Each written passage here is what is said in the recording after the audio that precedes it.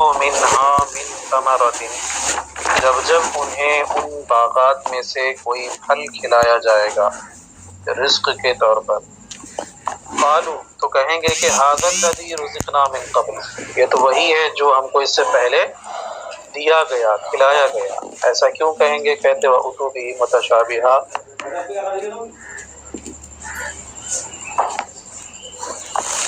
اور انہیں دکھنے میں ایک جیسا پھل دیا گیا ہے۔ وَلَهُمْ فِيهَا أَزْوَاجٌ مُطَهَّرَةٌ، اور ان کے لیے اس میں یعنی ان باغات میں پاکیزہ بیویاں ہوں گی، هُمْ فِيهَا خَالِدُونَ، اور وہ اس میں ہمیشہ ہمیشہ رہیں گے۔ ترجمہ سمجھ میں آیا فضان لوگ؟ جی تفسیر دیکھیے، کہتے کلما رزقوا منہا، جب جب انہیں ان میں سے رزق دیا جائے گا، کن میں سے؟ تو کہا کہ اطعموا من تلک الجنات، یعنی جب جب انہیں ان باغات سے کھلایا جائے گا، رزق دیا جائے گا مطلب کھلایا جائے گا۔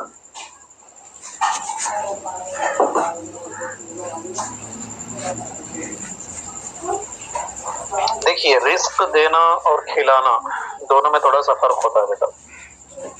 کھلانے میں زیادہ اہتمام پایا جاتا ہے، جو اس بات کی جانب اشارہ ہے کہ فرشتے باقاعدہ جنت کے اندر خدام وغیرہ جو ہے وہ حاضر رہیں گے خدمت کے لیے جنتیوں کی، اور باقاعدہ ان کو کھلائیں گے، مطلب جنتیوں کو کوئی ضرورت ہوگی تو باقاعدہ وہ کیا ہے آ کر کے کھلائیں گے خدمت۔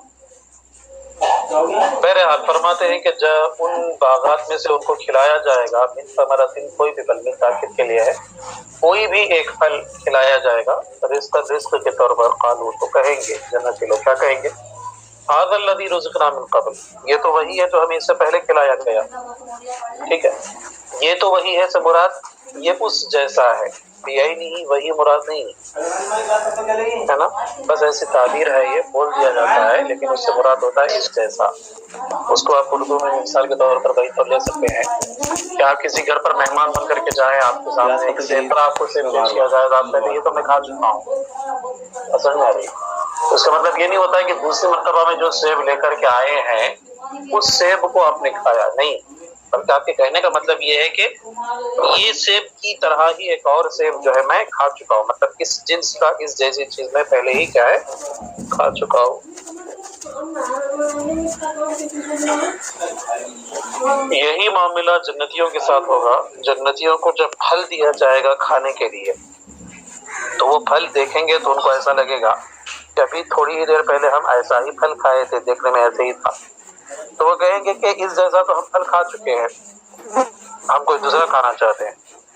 فرشتے جو ہے عرض کریں گے کہ کھائیے تو صحیح، پہلے کھا کر کے دیکھیے، تو جب کھائیں گے تو دیکھیں گے کہ مزہ ان کا بدلا ہوا رہے گا، ہر بار جتنی مرتبہ وہ پھل کھائیں گے ہر بار اس کا مزہ، اس کے ٹیسٹ میں جو ہے فرق پائیں گا، اور پھر انہیں کیا ہے خوشی حاصل ہوگی۔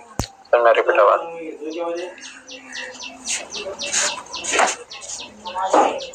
تو وہی کہتے ہیں کہ ھذا الذی، ای مثل ما رزقنا من قبل، یعنی اس جیسا پھل ہی کیا ہے ہم کو اس سے پہلے کھلایا جا چکا ہے۔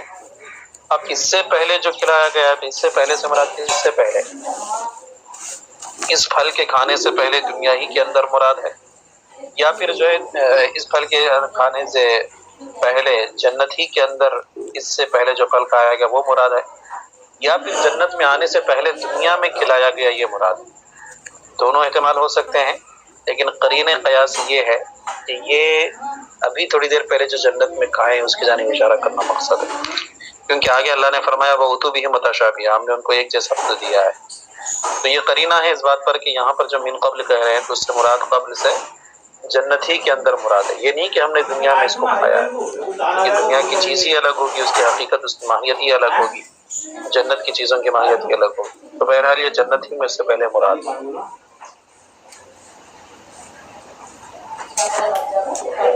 من قبل کی تفسیر فرماتے ہیں ای قبلہ فی الجنتی، یعنی اس سے پہلے جنت ہی میں ہم نے کیا ہے اس کو کھایا ہے۔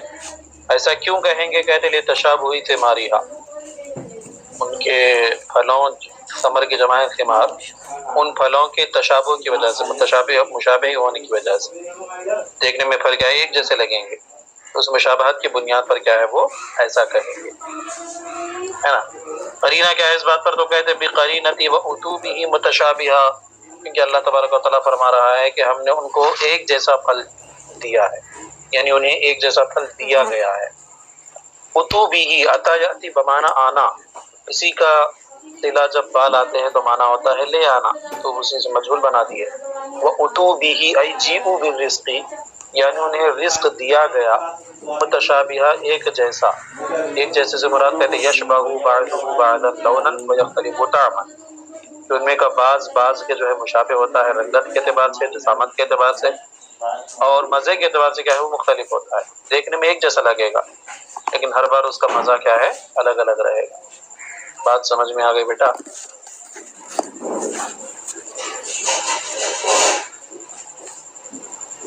یہ ہو گیا ان کے کھانے کے متعلق۔ اب ان کے لیے آسائش کے لیے، زندگی گزارنے کے لیے کیا رہے گا؟ تو اللہ فرماتا ہے وَلَهُمْ فِيهَا أَزْوَاجٌ مُطَهَّرَةٌ، اور اس میں ان کے لیے بیویاں ہوں گی، پاکیزہ بیویاں ہوں گی۔ مطہرہ اسی کی صفت ہے، طہرہ یطہر تطہیر سے، اس میں مفعول کا صیغہ، خوب خوب پاک کی ہوئی۔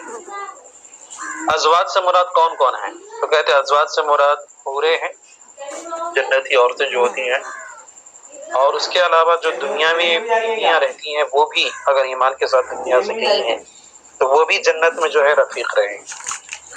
بات سمجھ آ رہی بیٹا؟ ہاں، جنتی حور ان کے بارے میں کہا گیا ہے کہ یہ اتنی خوبصورت ہوتی ہیں کہ اگر کوئی بھی حور دنیا میں ایک مرتبہ صرف جھانک دے تو اس کی خوبصورتی اور اس کی چمک کی وجہ سے پوری دنیا جو ہے وہ بے ہوش ہو جائے۔ بات سمجھ آ رہی؟ تو یہ آخرت میں انعام کے طور پر رب قدیر جو ہے مومنوں کو یہ عطا فرمائے گا۔ بات سمجھ گئی؟ ہاں جی۔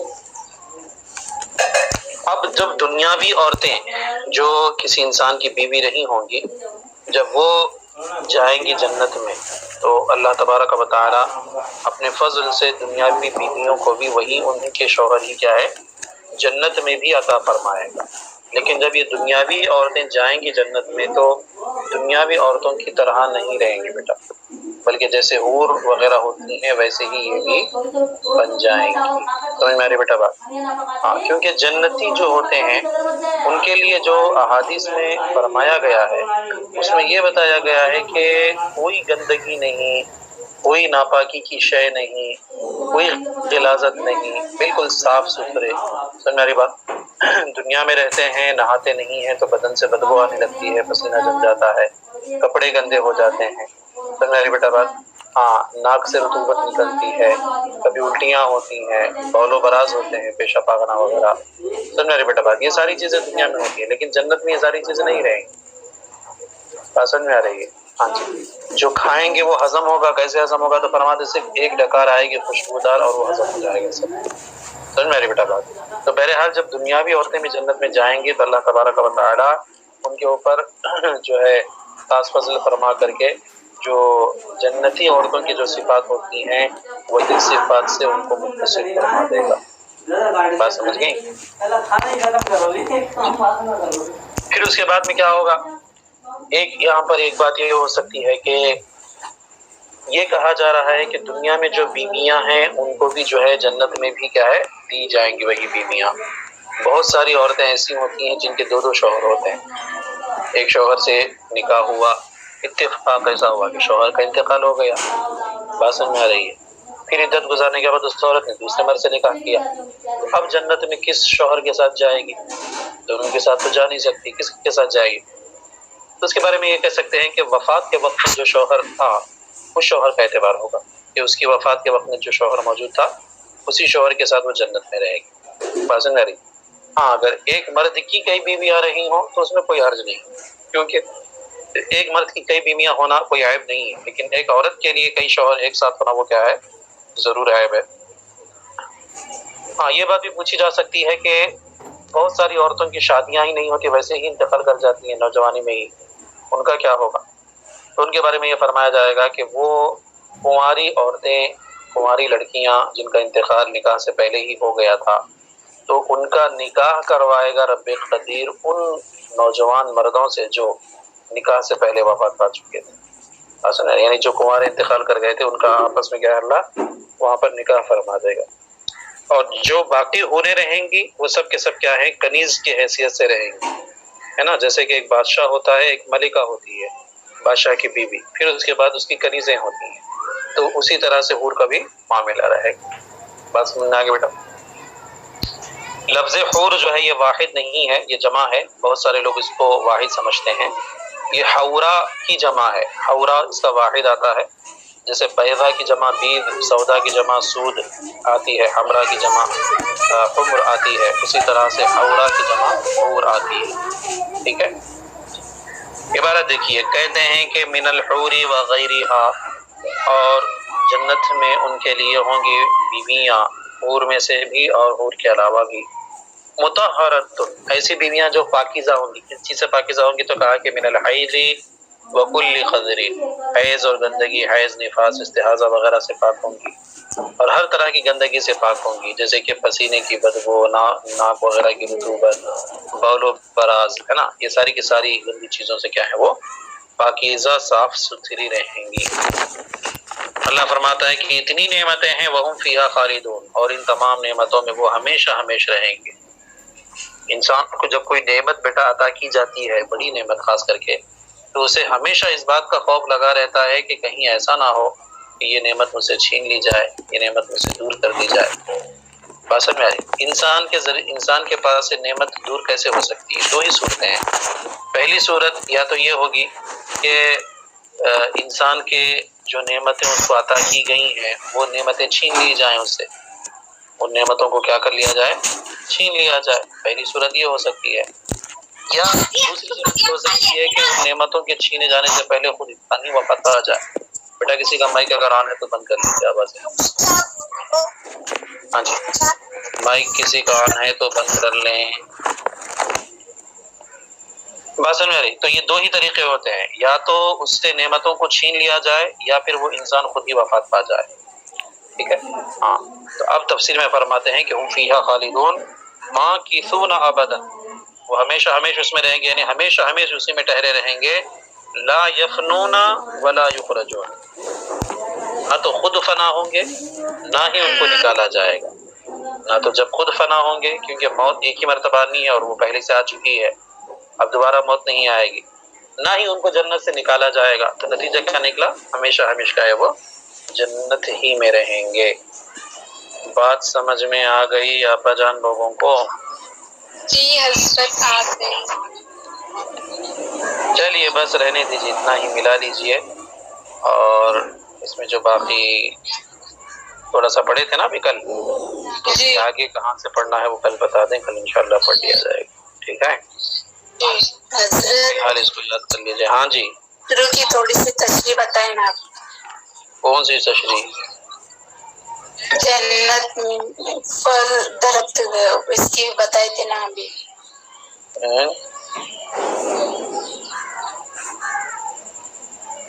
جی کیا پوچھ رہی ہیں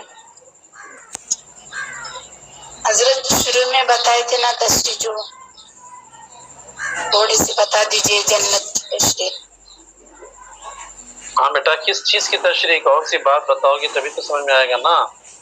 تشریح تو بہت بتائے ہیں، کون سی بات بتائیں آپ کو؟ کون سی بات نہیں سمجھ میں بتائیے.